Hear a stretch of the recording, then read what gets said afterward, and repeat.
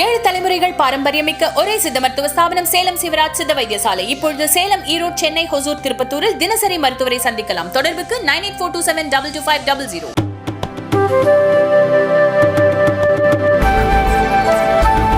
பயங்கரவாதத்தை ஏற்றுமதி செய்த நாடு இப்போது கோதுமை மாவுக்காக திண்டாடி வருகிறது என பாகிஸ்தானை மறைமுகமாக பிரதமர் நரேந்திர மோடி சாடினார். மத்திய பிரதேசத்தின் தாமோவில் நடைபெற்ற பிரச்சார பொதுக்கூட்டத்தில் பிரதமர் நரேந்திர மோடி கலந்து கொண்டார். அவர் பேசுகையில், ஒரு காலத்தில் வெளிநாடுகளில் இருந்து அதிக ஆயுதங்களை வாங்கிய இந்தியா இப்போது உயர் தொழில்நுட்ப ஆயுதங்களை மற்ற நாடுகளுக்கு ஏற்றுமதி செய்து வருகிறது. இராணுவத்துறையில் இந்தியா தன்னிறைவு பெற்றுள்ளது. 2024 மட்டும் வெளிநாடுகளுக்கு 21,000 கோடி ரூபாய் மதிப்பிலான ஆயுதங்கள் ஏற்றுமதி செய்யப்பட்டுள்ளன. உலகில் பல நாடுகளின் நிலை மோசமடைந்துள்ளன.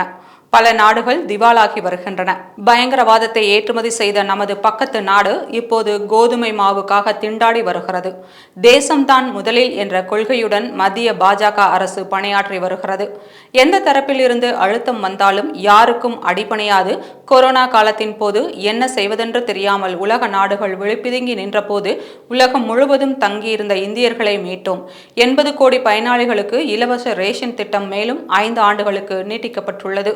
இதுவே ஒரு நிலையான அரசுக்கு முன் உதாரணம் என்று பிரதமர் மோடி பேசினார்.